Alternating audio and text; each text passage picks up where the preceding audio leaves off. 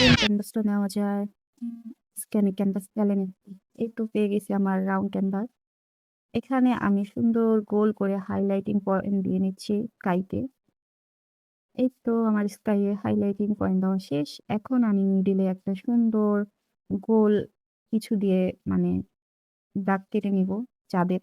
যাই হোক, আমার চাঁদ আঁকাও শেষ।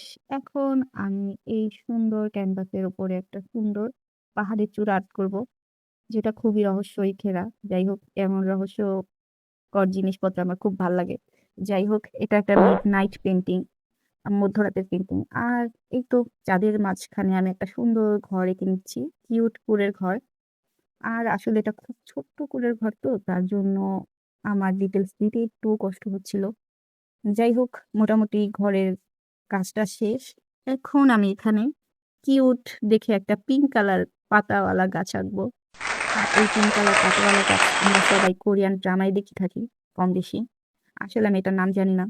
যাই হোক, এখন আমার গাছের পাতাগুলো দেওয়া প্রায় কমপ্লিট। তারপরে আমি গাছের কাণ্ডে হাইলাইট করে নিলাম। উম তোমাদের কাছে কেমন লাগলো আমার এই পেইন্টিংটা? আর নেক্সট তোমরা কি ধরনের পেইন্টিং দেখতে চাচ্ছ আমাকে কমেন্ট করে জানাবা। আমি ইনশাল্লাহ দেওয়ার ট্রাই করব। যাই হোক, আমার আর তোমাদের কাছে কেমন লাগে জানাবা। আল্লাহ হাফেজ।